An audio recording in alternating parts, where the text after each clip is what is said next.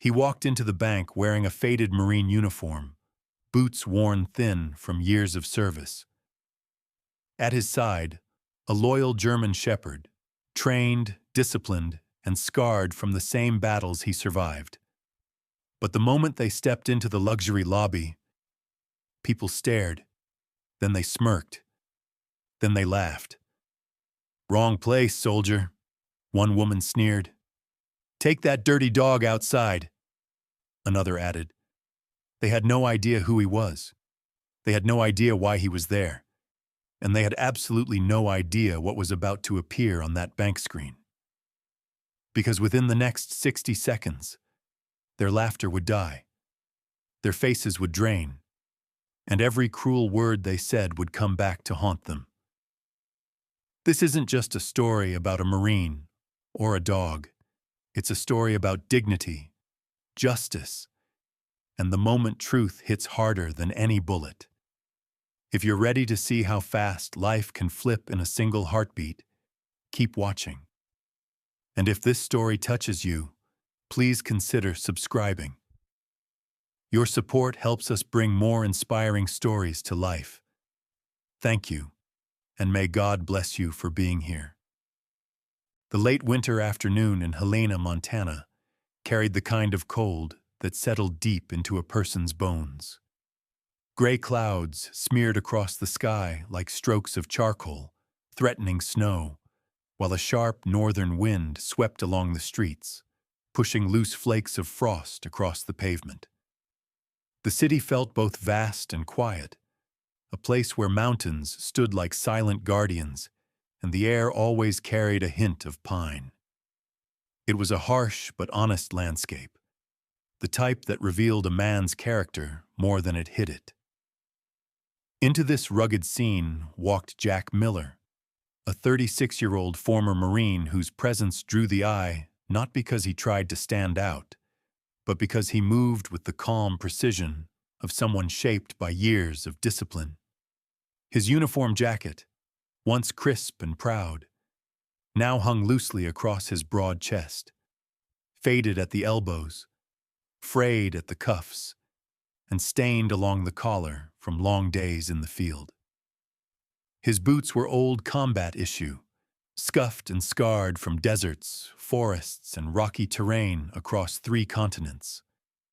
Jack's face was angular, with a firm jawline, faint lines carved by sun and exhaustion, and a thin scar along his right cheek, a gift from a fragment of metal during a night raid in Afghanistan.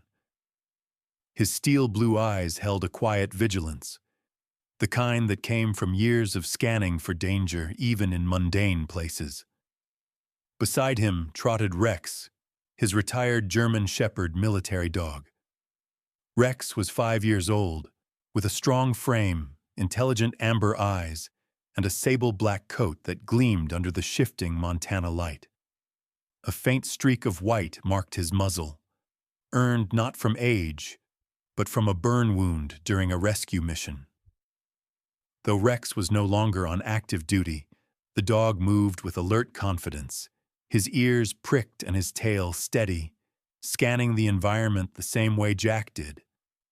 Together, they looked less like a man and his pet, and more like 2 soldiers returning from the same long road. Clutched tightly in Jack's hand was a yellowed envelope, lettering on the front written in the familiar shaky handwriting of his grandfather, Henry Miller. Jack's grandfather had passed away months earlier, and the letter had arrived unexpectedly, carrying only a simple instruction. Go to Grand Montana Bank, VIP counter. There you will receive what belongs to you. Jack didn't know what that meant. His grandfather had lived simply, quiet, kind, never boasting about anything he owned. The man had raised Jack through some of the hardest years of his childhood, giving him structure and purpose long before the Marine Corps ever did. The thought of him stirred a warmth inside Jack that briefly cut through the cold.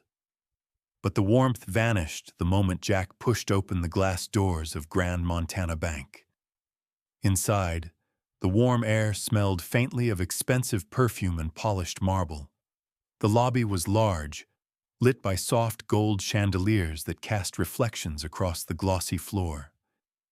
Businessmen in tailored suits lounged in leather chairs, tapping on tablets or checking their watches. Women dressed in elegant coats and flawless makeup whispered behind manicured hands. Everyone carried themselves with the smooth confidence of wealth, and every pair of eyes snapped toward Jack the moment he entered. The first to react was Patricia Lee, a tall, sharply dressed woman in her 50s, with platinum blonde hair pulled into a perfect twist. Her jewelry sparkled against her peach-toned skin, and her narrow eyes instantly filled with distaste. Patricia was known in town for her pride. Her wealth came from her late husband's real estate empire, and she never let anyone forget it. Her nose wrinkled when she saw Jack's worn uniform. "Good Lord," she muttered, loud enough for others to hear. Did someone mistake the lobby for a shelter again? Her companion, Carl Henderson, a heavy-set man in his early 60s with a silver beard trimmed too sharply to be natural, chuckled. Carl was a retired oil investor whose arrogance had only grown with age.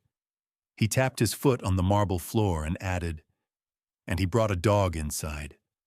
Must think this is the VA clinic." A few others laughed under their breath. Rex's ears flattened slightly, and a low rumble, more instinct than threat, vibrated in his chest. Jack placed a calming hand on the dog's back. "It's okay, boy," he murmured. "We're just here to follow Grandpa's instructions." Jack ignored the stares and headed toward the VIP counter just as the letter instructed. Behind the desk stood Michael Torres, a young employee in his 20s with warm brown skin, short black hair, and a slightly anxious demeanor. His tie was crooked, and his eyes said he was the type who apologized even when things weren't his fault. Michael's expression softened when he saw Rex, but confusion filled his face when he looked at Jack. Sir," Michael began gently. "The regular service area is to the right. The VIP section is for, private accounts only." Jack offered the envelope. "My grandfather told me to come here specifically. Said the VIP counter would know what to do." Michael hesitated, glancing at Patricia and Carl, who were openly smirking. Before he could speak, another man approached, Richard Collins, the branch's assistant manager. Richard was in his 40s, slick hair combed back, a neatly trimmed goatee, and a posture that suggested he enjoyed being in charge. His dark suit fit perfectly, and his expression carried the confident disdain of someone who judged by appearances. "Is there a problem here?" Richard asked, though his eyes already held the answer he wanted. Michael swallowed. "He says he was instructed to come to the VIP counter." Richard's lips curled. "I see. Well, instructions or not, we can't have someone dressed like this asking to access VIP services, and animals are prohibited unless they're properly documented service dogs." "He is a service dog," Jack replied calmly.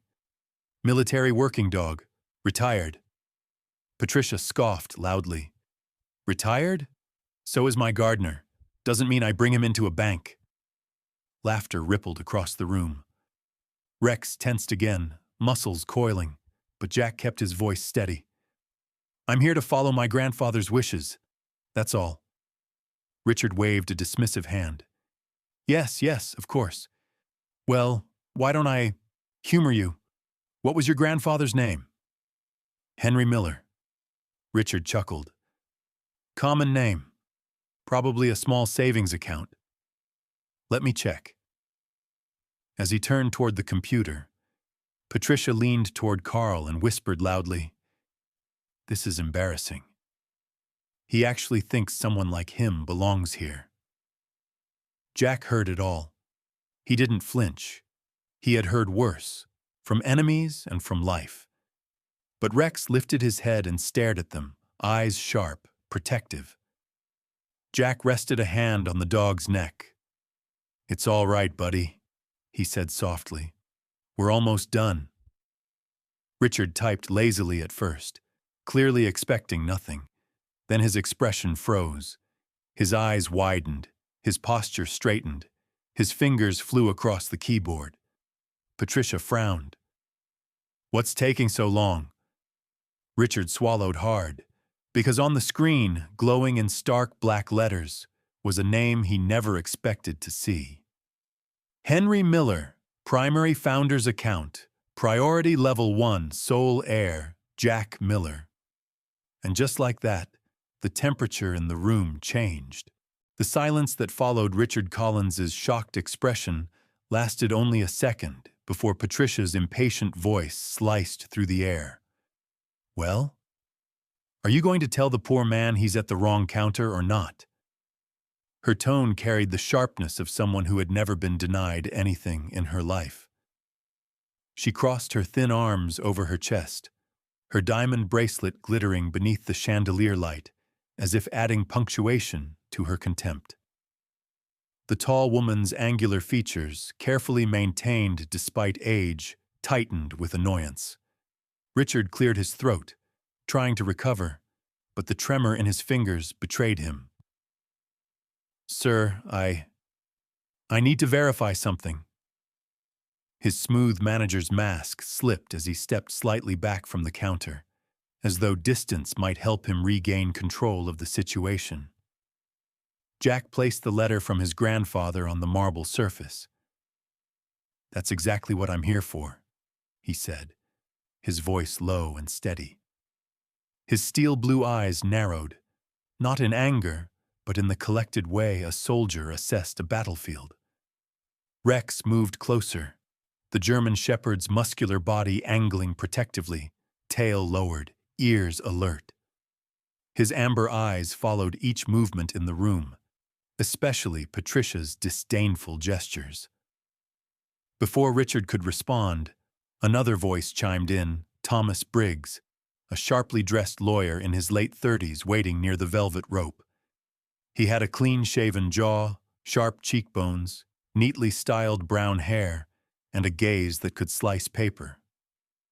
Thomas had the habit of straightening his cufflinks whenever he spoke, a habit developed from years arguing in courtrooms. He examined Jack with the cold scrutiny of someone who weighed others' worth based on appearance. "If he had any legitimate business here," Thomas said, "he would have arrived on time, properly dressed, and certainly without a dog." Rex let out a deep, warning rumble. Jack placed a steadying hand on the dog's shoulder. "Easy," he whispered. Patricia seized the moment, rolling her eyes dramatically. "Honestly, this is ridiculous. Someone call security already." Her slim fingers clutched her handbag, as though Jack and Rex might leap across the room. Her wish seemed to summon Leonard Burns, the building security guard, who approached with long, heavy strides. Leonard was in his 50s, with a bulky build softened by age, graying hair cropped tight, and a mustache that covered a perpetual frown. His dark green uniform strained over his shoulders, and a slight limp in his right leg suggested an old injury, likely from his years as a highway patrol officer before he retired. Despite his gruff exterior, his brown eyes held a softness that indicated he wasn't as hardened as he pretended. He eyed Rex warily. "Is there a problem here?" Richard seized the opportunity to regain authority. "Mr. Burns, kindly escort this." He waved toward Jack's worn uniform. "Visitor to the regular lobby. VIP access requires proper credentials." Jack didn't move. He kept his voice calm, though a thread of steel ran through it. "My grandfather left me instructions to come here. This counter, this bank. I'm following exactly what he said." Thomas scoffed. "And who exactly was your grandfather? A war buddy? Someone who left you a couple bucks in a cookie jar?" Jack's jaw tightened, but he didn't rise to the bait. Henry Miller. Leonard's brows lifted. Henry Miller? The rancher? A flicker of recognition passed across his features, softening his posture. Patricia laughed sharply. Oh, please. As if someone like him could be related to Henry Miller. The man had class. Jack's voice cooled several degrees. I didn't come here to impress any of you, just to do what my grandfather asked of me. But the room twisted his words into fuel for mockery. He thinks he belongs here, Thomas said with a smirk. Patricia added, bless his heart. He probably thinks that dog is going to get him alone. Rex's growl deepened, more audible this time. The dog stepped forward half a pace, muscles rippling beneath his sable coat. Jack raised his hand again, grounding him with a single touch. Stand down, Rex. Despite the humiliation pressing in from all sides, Jack's composure remained unimpaired. He had faced men with rifles, explosions in the night, and situations where the smallest mistake meant death. A few smug civilians meant nothing, but what pierced him wasn't their words. It was how familiar the contempt felt. Civilians judging what they didn't understand. People who had never sacrificed a day in their lives mocking those who had given years. Richard finally returned to the counter, shoulders stiff. Sir, he said, forcing his voice into stern authority, even if your grandfather had an account here, procedures must be followed. You need VIP credentials, and frankly, his eyes flicked over Jack's uniform. Your appearance does not meet the standard required for access. Jack's voice remained steady. My name is Jack Miller. I have a letter with instructions. That's all I'm asking you to honor. Patricia leaned closer to Thomas and whispered loudly, he actually thinks someone will take him seriously. Thomas snorted in agreement.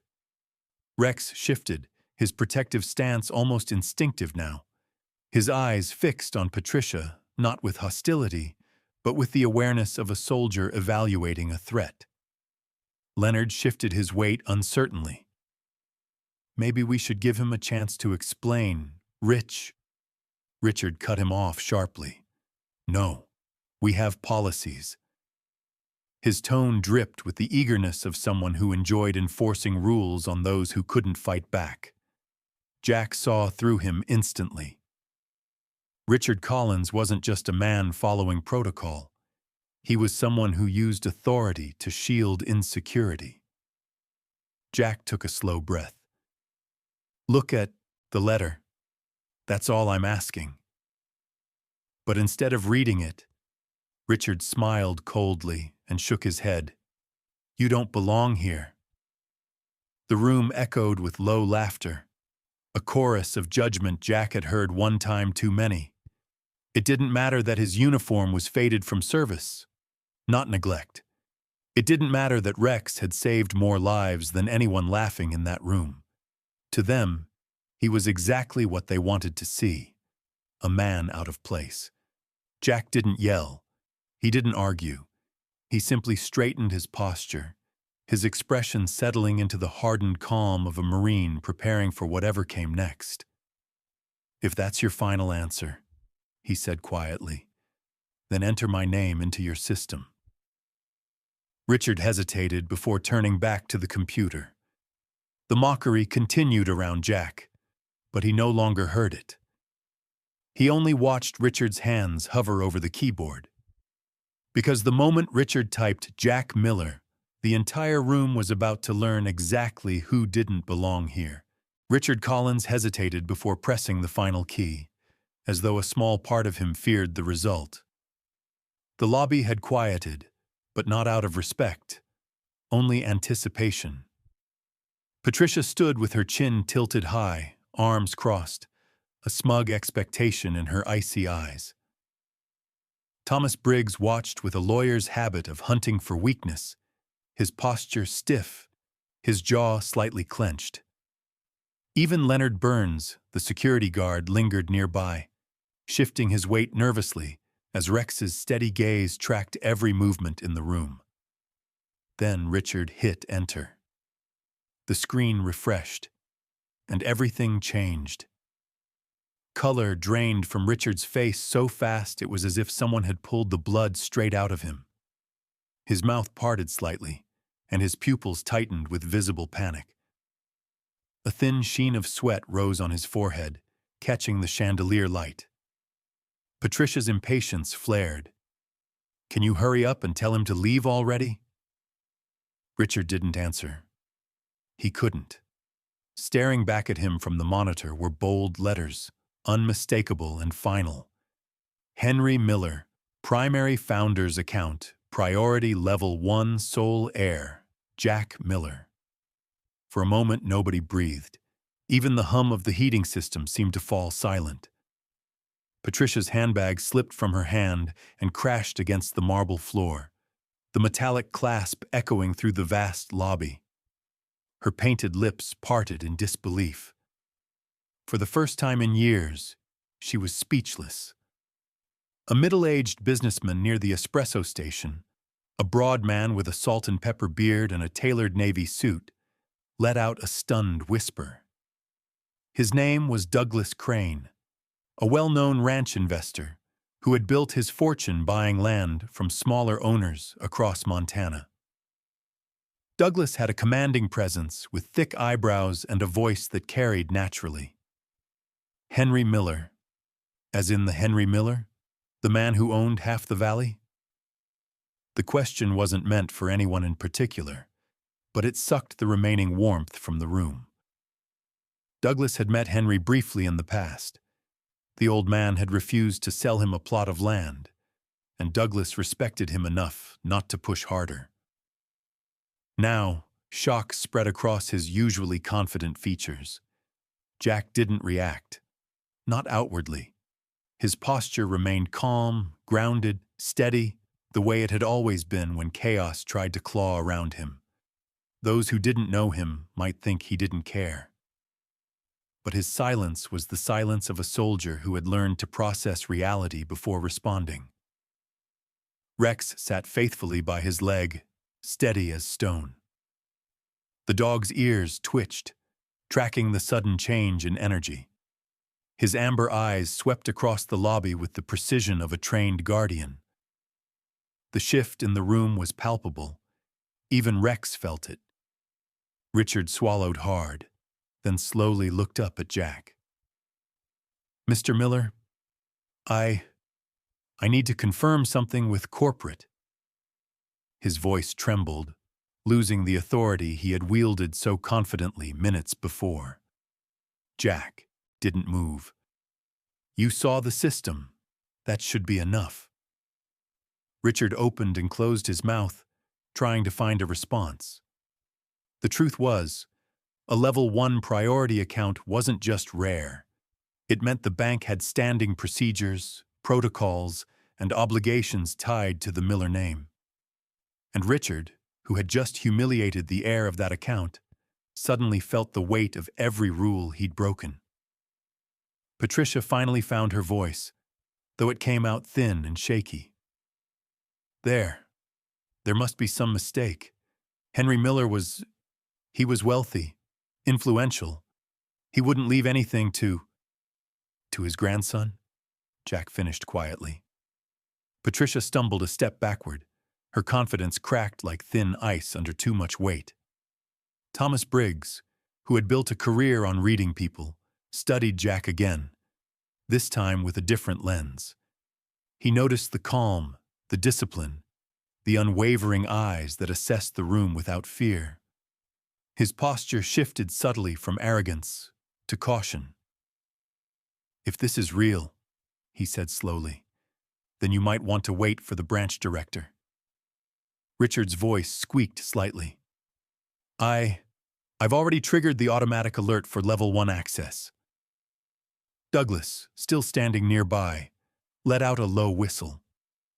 "That means upper management will be down here any second. Nobody gets that kind of alert unless the account is significant." Patricia looked like she might faint. Leonard Burns, the security guard, studied Jack with newfound respect. "I knew your grandfather," he said quietly. "Only met him a few times, but he was a good man. Tough. Fair." Leonard's eyes softened. "He talked about a grandson in the military. Said he hoped you'd come home safe." Jack paused and something flickered behind his gaze, a shadow of grief mixed with quiet pride. "He always wanted me to come back," Jack murmured. "Guess he had plans I didn't know about." The entire lobby seemed frozen, waiting for Jack's next move. But Jack didn't posture, didn't gloat, didn't revel in the sudden shift of power. He simply let the moment settle, his calm presence filling the silence more heavily than any threat could. Years in the Marines had taught him that loud men often fell quickest. Strength didn't need volume. Rex nudged Jack's leg gently, sensing emotions his master didn't show. Jack rested a hand on the dog's head, grounding himself with the familiar solidity of the companion who had saved his life more than once. The elevator dinged softly, the signal that someone important had arrived. The room braced itself. Everything that had happened so far was only the beginning. The soft chime of the elevator cut through the uneasy silence in the lobby. Every head turned as the doors slid open, revealing a woman whose presence immediately shifted the atmosphere. Elena Brooks, the branch director of Grand Montana Bank, stepped out with the controlled grace of someone who had spent decades commanding respect. She was a black woman in her early 50s, with smooth espresso-toned skin, high cheekbones, and a tall, elegant frame. Her shoulder-length curls framed a face marked by wisdom and discipline. A faint line between her brows hinted at years of navigating high-pressure boardrooms. She wore a deep navy suit tailored with precision, and her calm yet piercing dark eyes scanned the room with discerning intelligence. The moment her gaze found Jack, she stopped in her tracks. "Oh my God," she whispered, walking forward with a mixture of shock and emotion. "That posture, that face. You look exactly like Henry did when he was young." Her voice softened into familiarity, something only those who had truly known Henry Miller could express. "Jack Miller. I've been expecting you." Patricia stiffened as if someone had punched the air out of her. Thomas instinctively straightened his suit jacket, trying to mask his discomfort. Douglas Crane watched silently, recognizing the gravity of Elena's reaction. Richard Collins swallowed hard. "Director Brooks, Elena raised one hand, silencing him instantly. Her authority was unmistakable, calm, controlled, and sharp as a blade. "Mr. Collins, I will address your involvement shortly." Her tone held no anger, just cold certainty. She turned to Jack. "Come with me. There's something your grandfather left in my care." Jack exchanged a quiet look with Rex, who stood and followed closely, tail low but eyes scanning every corner with the soldier's instinct. Leonard the security guard fell behind them, more out of respect than duty. Elena led them through a frosted glass hallway into a secured room reserved for high-level patrons. The lights were soft, the table polished mahogany, and a large screen occupied the wall. On the left side of the room was a reinforced steel safe with biometric locking. She motioned to a chair. "Sit, Jack. This won't take long." Jack sat, posture straight, while Rex curled beside him like a shadow. Elena approached the safe, placing her palm on the biometric scanner. The locking mechanism hummed, then cracked open with a heavy click. Inside were 4 items arranged with deliberate care. A thick folder containing land deeds with embossed official seals. A set of aged iron keys on a leather strap. A polished wooden box holding bank ownership certificates. and a small digital recorder wrapped in a cloth, embroidered with the initials HM. Elena carried them to the table. Henry entrusted these to me 10 months before he passed. He told me his grandson would come here one day, and that I was not to release them to anyone else. Jack's breath tightened as he touched the keys.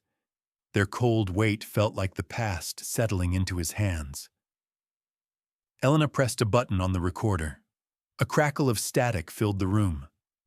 Then Henry Miller's voice, aged, warm, steady, came through. Jack, if you are listening to this, it means you made it home. And for that, I thank God. A pause. This is the legacy of our family. Land, shares, the ranch, everything I built. You've earned it. Not because of blood, but because of the man you became. Jack blinked slowly, jaw tightening. Henry's voice continued, rougher now. But before you inherit it, you needed to see the world as it is, its cruelty, its judgment. I knew you would walk into that bank in uniform. I knew they'd measure you by your clothes, your dog, your silence. And I knew you would stay calm, like a true Miller. Elena bowed her head briefly, respecting the gravity of the message. The recorder clicked off. For a long second, nobody spoke. Then Elena walked to the wall and tapped a few commands into the console. The large screen flickered to life, showing multiple angles of the bank lobby, every insult, every sneer, every laugh, recorded in high resolution. Patricia slumped into a chair, hand on her chest, as her own voice echoed through the speakers. "Bring that dirty dog outside." Thomas paled as his own dismissive comments replayed. Douglas looked deeply ashamed, rubbing a hand across his weathered face. Richard stared at the floor, unable to meet anyone's gaze. Elena turned back to Jack. "Your grandfather wanted you to see their true colors, and he wanted them to see exactly who they mocked." Jack remained still, expression unreadable. Rex pressed against his leg, feeling the emotion beneath the stoic surface. Elena's voice steadied. "Jack, everything in that safe now belongs to you. The deeds, the shares, even 10% of this bank." She glanced at the stunned group. "And as the largest individual shareholder, you now outrank every person who insulted you today." The room froze. Jack didn't smile. He didn't gloat.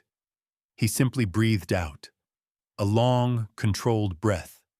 The kind a soldier releases after surviving a blast. And everyone else in the room realized the same thing. The man they had mocked was the man who now held all the power. Elena Brooks stood at the head of the conference room table, the weight of authority settling around her like a mantle.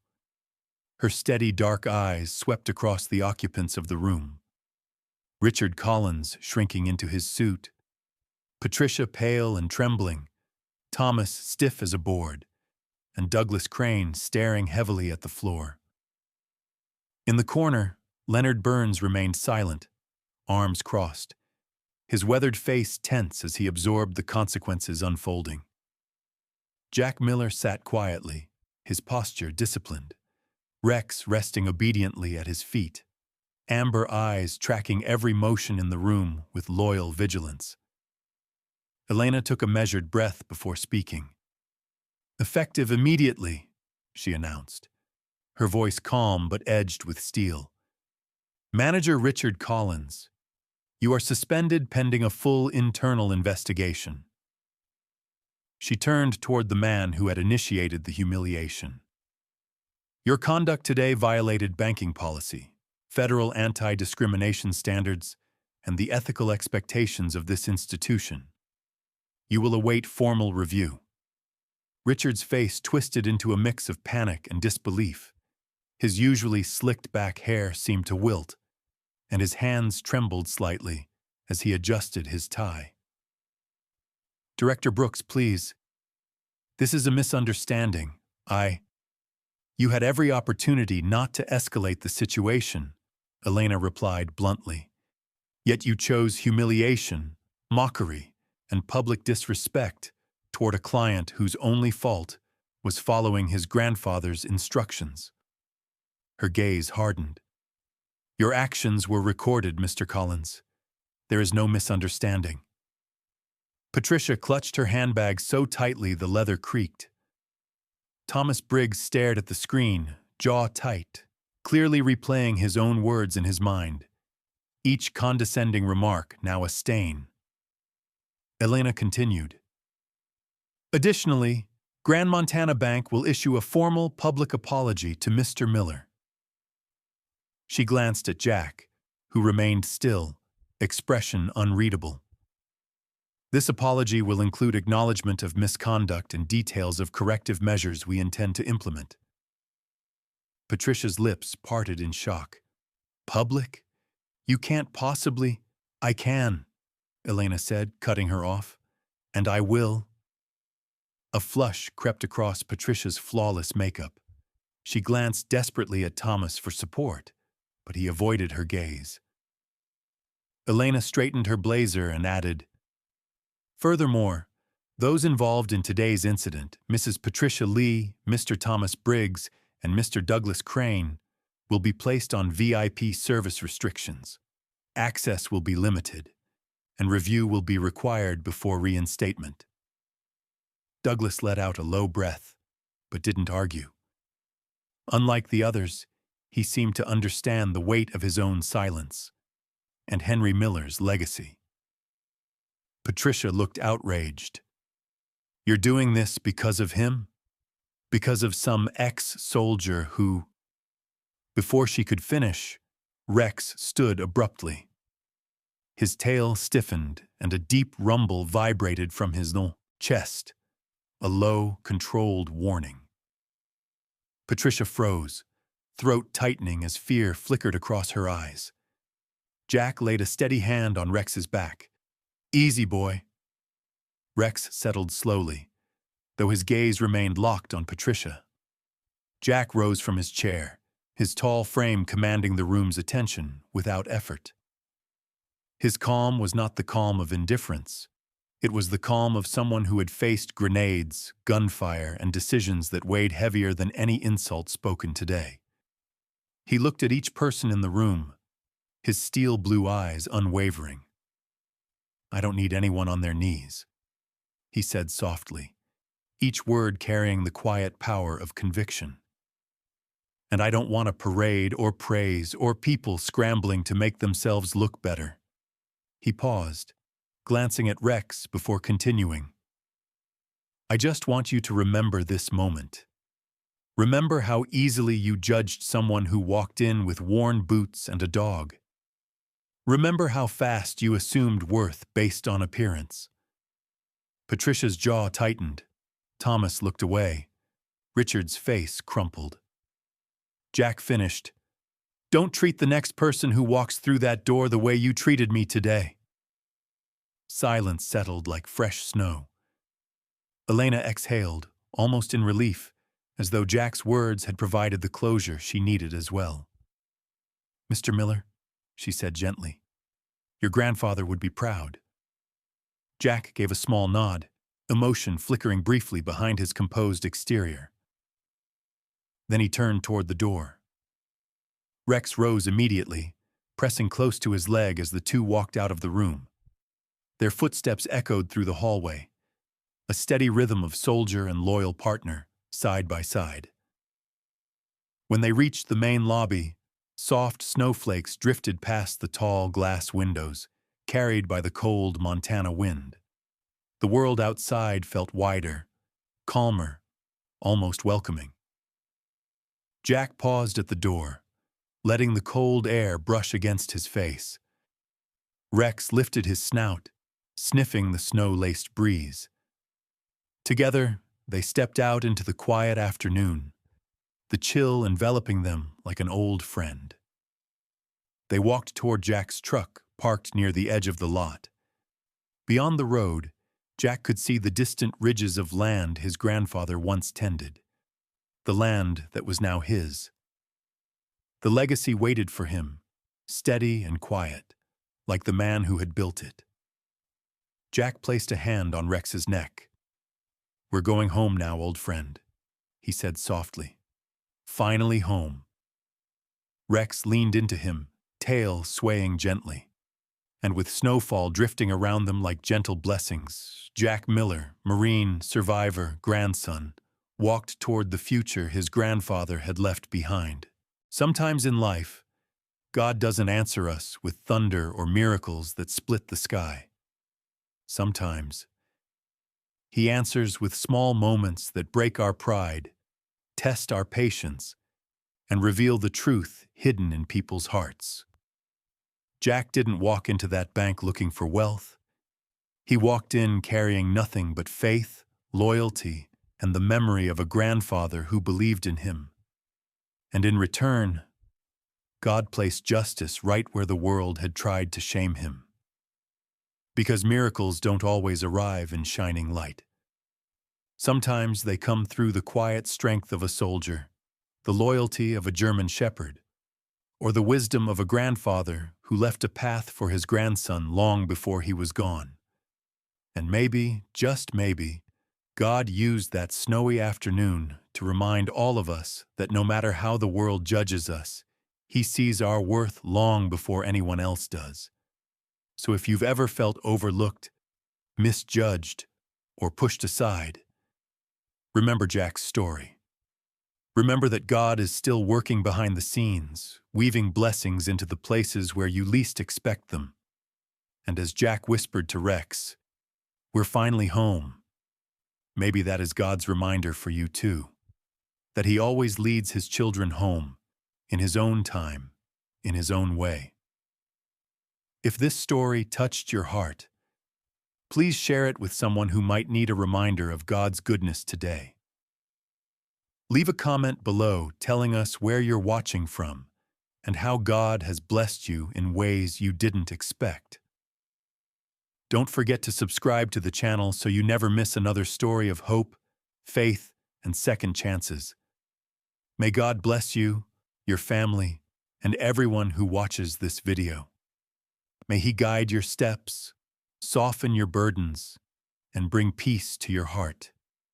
Just as He did for Jack and Rex, God bless you all. Amen.